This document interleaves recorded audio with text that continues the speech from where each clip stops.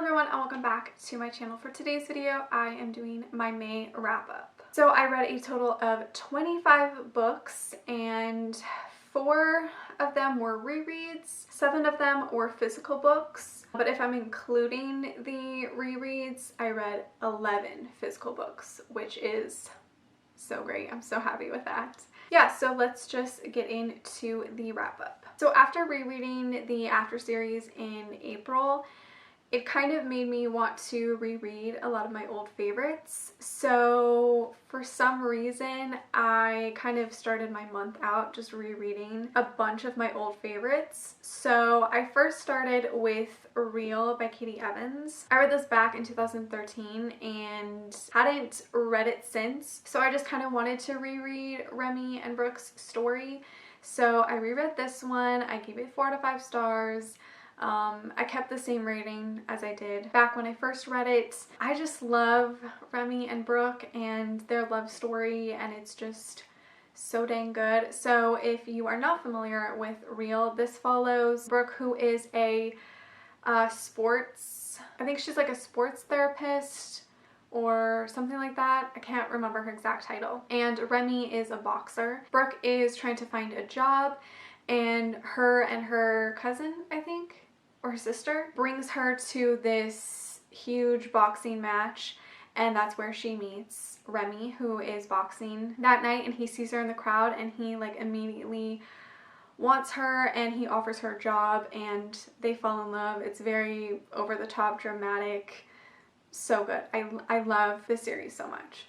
So then I obviously continued and read Mine, which is the second book, which I also gave 4 out of 5 stars. It was just so nice to reread Brooke and Remy's story, and yeah, I definitely missed them, and it was just the best time. And so after rereading those 2 books, I went ahead and reread Eraser by Katie Evans, which is kind of a spin-off or like a sequel, I guess, if you want to say. But this follows Brooke and Remy's son named Racer, who basically is a race car driver. Racer gets approached by Lana, whose family, who owns like a race team, I'm pretty sure, and Lana needs to find like the next best racer to help their business and their company continue. And that's where Racer comes in, and they fall in love. It's super cute, super adorable. I gave this 5 stars when I first read it. I gave it 5 stars again. This came out back in 2017, and it was one of my favorite books of 2017. So yeah, I just really loved reading this. I love reading about the Tate family, and I'm so happy I reread this one as well. And my last reread for May was Beautiful Disaster by Jamie McGuire. This I read back in early 2013. When I first read this, I gave it 5 stars. I was so in love with it. It has been so many years since I've reread this that I was kind of scared I wasn't gonna like it, but I still gave it 5 stars. I still loved it. It was still super addicting and over the top and just so bad that it's so good. You know, I just truly love Travis and Abby and their screwed up love story. It's literally a beautiful disaster, and I just absolutely loved it. This is one of the books that made me really like start reading more romance back in the day in like 2013. I'm still obsessed with this book. If you don't know what Beautiful Disaster is, it follows Abby, who left her hometown to go to college. She's pretty much like a good girl. Like, she doesn't drink, she doesn't party, she's not really into guys and all that kind of stuff. Like, she's very much a good girl. So she goes to college. She is there with her cousin, and that's where Travis comes in the picture, who is this bad boy, tattooed, who's a fighter, who drives a motorcycle, and he's like essentially a bad boy. But even though he's described as a bad boy, like, he has the biggest heart, and he's just like literally the sweetest guy ever. I don't know. Obviously, Abby is not impressed, and Travis tries to get her attention a lot, and they make a bet that just turns out to mess with both of their emotions. I truly love this book, and I don't care what people say about it because I love it. So I'm really, really, really happy I especially reread this one because it has been so long and I totally forgot like everything about this book, and I'm just really glad I reread it. And then I read Always Red by Isabel Ronan. This is the sequel to Chasing Red. And I read Chasing Red in April, and I have yet to haul this book, by the way, but I did go ahead and buy the second book and really liked it. I gave it 4 stars. I actually liked it way more than the first book. Yeah, really, really great sequel, and I just really enjoyed it. I loved Caleb. I thought he was like so sweet and just swoon-worthy, and yeah, I absolutely loved it. So the first book, Chasing Red, follows Caleb and Veronica, who meets at kind of like this club party thing, and he kind of saves her that night, and she is pretty much homeless, so he asks her to move in with him. They fall in love. It's super cute. A little bit of over-the-top drama, but it was still really, really good, and I loved the sequel. Then I read The Lying Hours by Sarah Nye. This is book 5 in the How to Date a Douchebag series. And this one is actually really short. Like, I would consider it more of like a novella, to be honest, because it's super short. I gave it 4 stars, but I feel like maybe giving it like 3.5. It was cute, but it definitely lacked a lot. And I feel like if it was longer, it would have been so much better. But because it was so short, I just feel like you couldn't really get to know the characters that much. So this follows Abraham, who fixes his friend's problems, and like everybody goes to him for help. And basically a lot of people just take advantage of him. He's trying to get his friend to get over his broken heart, so he joins this app as his friend, and he starts talking to this girl and kind of catfishes her a little bit, because obviously she thinks she's talking to one guy, but she's actually talking to Abraham. And they go on like this double date and things happen. It's cute, but it's not my favorite by Sarah Nye.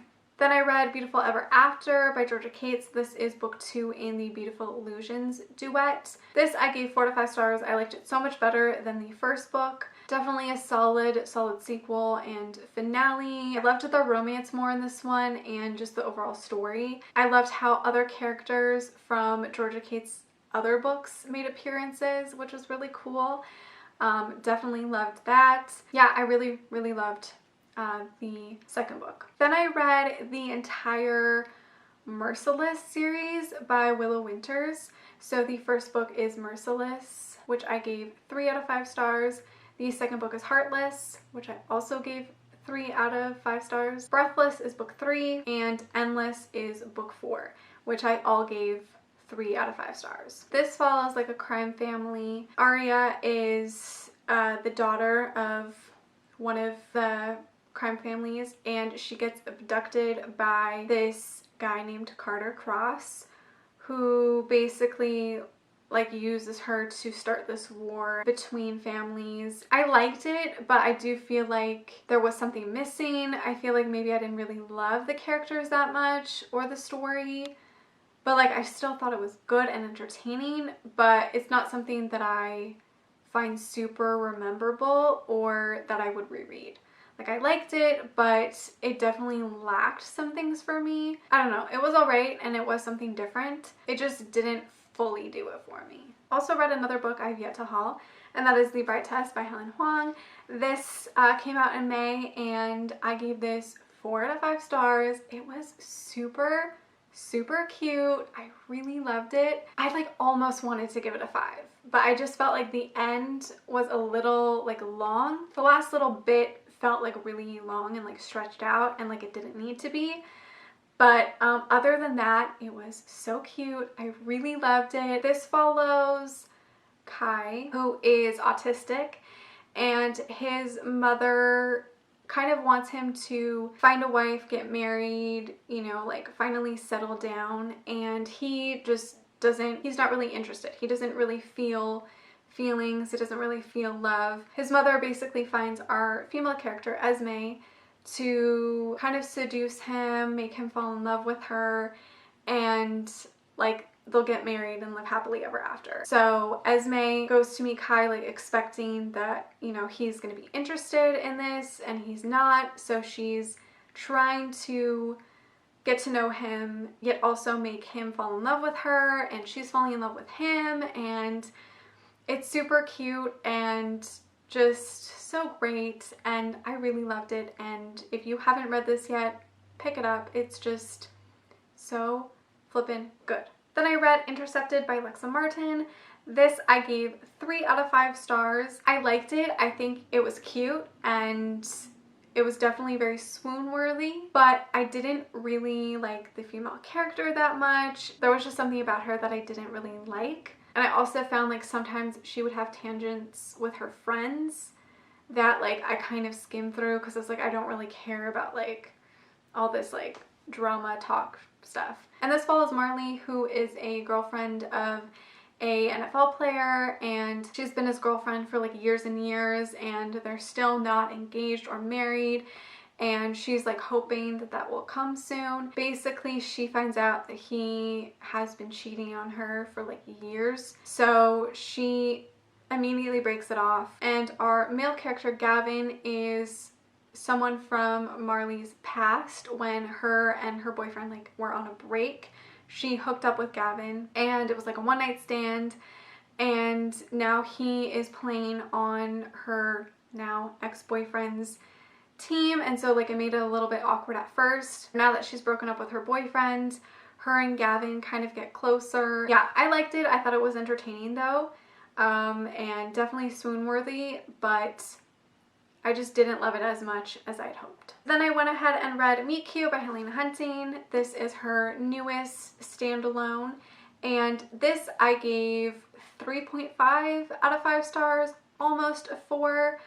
I do feel like it was a little long. I liked the story, I liked the characters. I just feel like there were some things they could have handled better. Like I feel like, I don't know. Again, like I can't explain why I didn't love it that much. So this follows Caitlin, who is in law school, and she, like on her first day, runs into Daxon, who is this former actor, like teen heartthrob, who is also going to law school and in the same classes as her, and they bump into each other on the first day, and she completely freaks out on him and like is a huge fangirl, and they eventually become friends. Until something happens, and then she like never speaks to him again. She has like this huge grudge against him.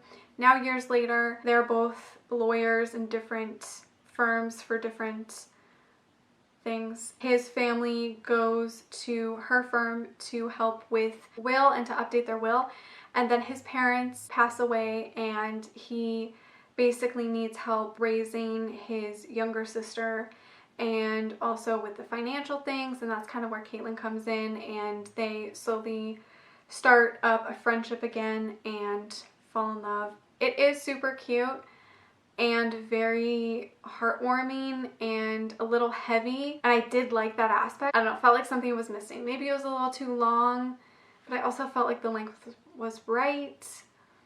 I don't know. Then I read His Hostage by Alexa Riley, which I gave 2 out of 5 stars. Then I read Rock King by Tara Lee, which I gave 2 out of 5 stars. I don't know if it was like me not being in the mood for this or something, but I just didn't really like it. This follows Shane, who is a rock star, and he basically has fake girlfriends, and he'll date this chick, and they'll have like an agreement and like a contract, and after a couple of months or a year, like they'll break up and it'll be over. So he's about to go on tour, and he needs like a new fake girlfriend. And then comes in Delaney, who is not really fazed by him, and kind of the complete opposite of like his past fake girlfriends. And so he offers her to be his fake girlfriend, and they fall in love. Yeah, I just didn't really like any of the characters, to be honest, and the story was alright. It did kind of take a weird turn, and I don't know, I'm just used to reading like rockstar romances where it's like they're actually on the road and like it's more of like a band, whereas like Shane is kind of more of like a solo artist, and like there is, like he does obviously have his bandmates, but they're not really a part of it. And I'm used to reading rockstar romances where like the band is a part of it and like you get to see all of them. It was just all right for me. Then I read Acquainted by London Miller, and this is like a standalone crime mafia romance. It's not like super heavy on the like mafia element, and this I gave 3 out of 5 stars. I thought it was pretty good, but because it is a standalone, I just feel like it's not very rememberable, as if I would read an entire like trilogy or series. So this follows Vera, who is a mafia princess, and she's not really associated with the family very much, so she has like her own job and stuff, and she goes to Mexico, I think, on vacation, and there she meets Alfie, who is this dark, mysterious guy who doesn't really say like what he does for a living. And he's actually kind of sabotaging her father's business. And then she kind of finds out that he does kind of business with her dad. It's entertaining, but nothing that I would probably reread. And I love the cover. The cover is so pretty, but nothing super special. And then I read Untouchable by Sam Mariano, which I gave 4 out of 5 stars. This almost would have been a 5-star if it weren't for the beginning, which I'll explain. But I think one of you guys recommended it to me, I think, and thank you, because this book was just so great. I really, really loved it. This is a bully romance. It's like a bully dark romance. So this follows Zoe, who was sexually assaulted by one of the football players, and she called him out and he got suspended. So now everybody has been kind of bullying her and making fun of her and kind of terrorizing her a little bit because she stood up for herself and got one of the football players suspended. And because of that, she draws the attention of the star quarterback named Carter, and he kind of bullies her into dating him and all of that. You know how like bully romances are. Literally the opening scene or like chapter really threw me off. I was like, whoa, like we're starting with a bang, literally.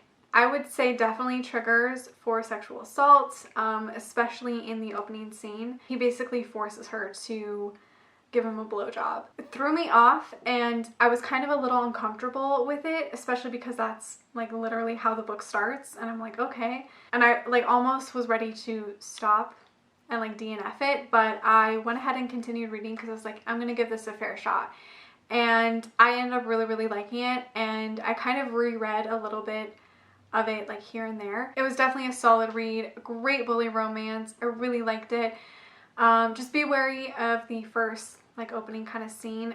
It's so weird because I feel like the opening scene, or like that interaction between our female and male character, is kind of, it feels kind of out of character. Like it feels like the author wrote the entire book and then rewrote the first scene after she finished the entire book. Like it just feels a little off because he continues to like bully her, but he's not as like harsh, I feel like, as he was like in the beginning. But I guess that's kind of the point, like he becomes kind of a nicer dude towards the end. But yeah, regardless, I really liked it, and it was great and something really, really different to read, and I really liked it. And then I got a arc of Dax by Sawyer Bennett from the author and her team. So thank you so much for this arc because I flippin' loved it.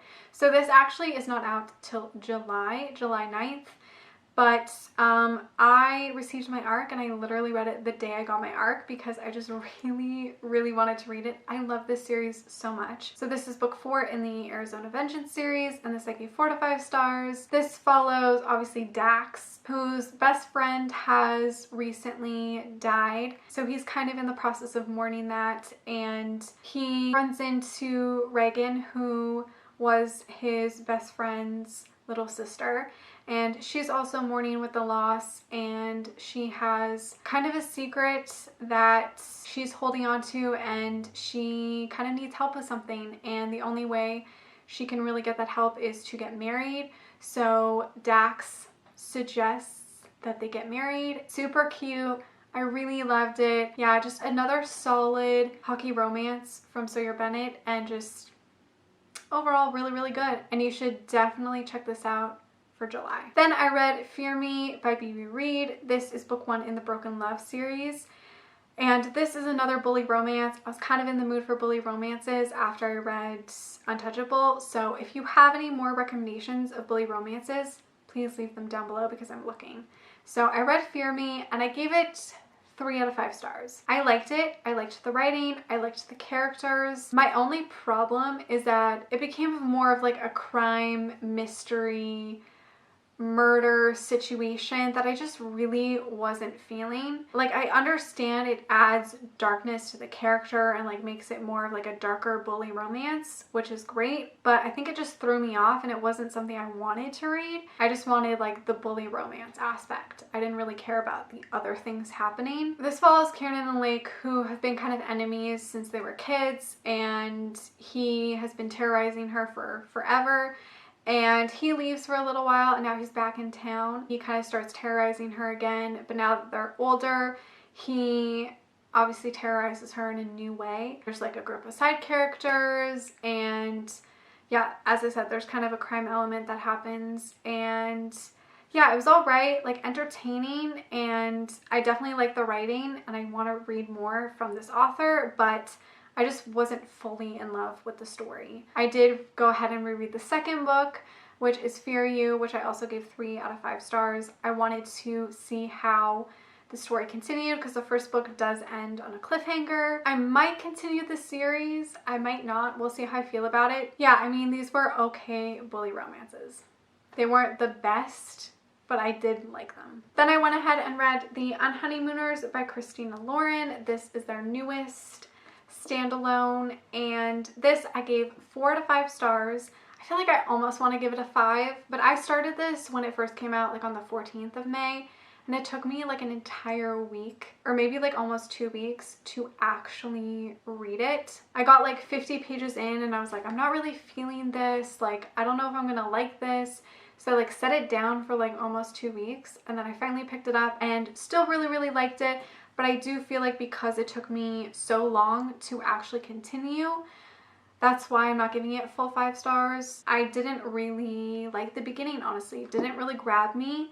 I wasn't really into it. So this follows Olive and Ethan, who hate each other basically. Their siblings are getting married, and so at the wedding's happening, and they have like a buffet style at the wedding, and everybody at the wedding party gets sick except for Olive and Ethan because they did not have the buffet. And so their siblings suggest that they go on their honeymoon for them to take the trip because it's non-refundable.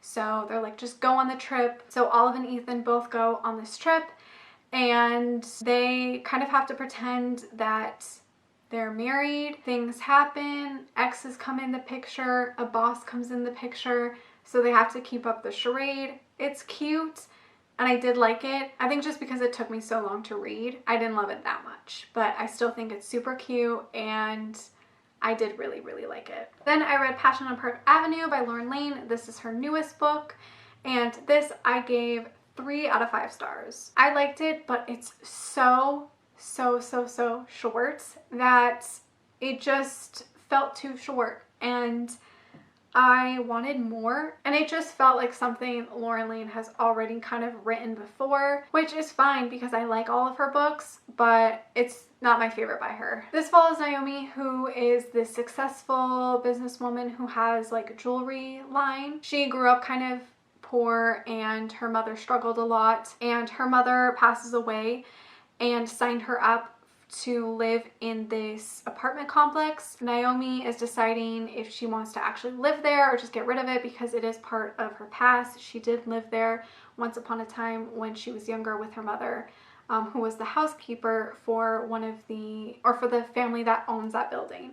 And then she runs into Oliver, who owns the building, immediately remembers him and hates him because of their childhood. Things happen, drama, all of that.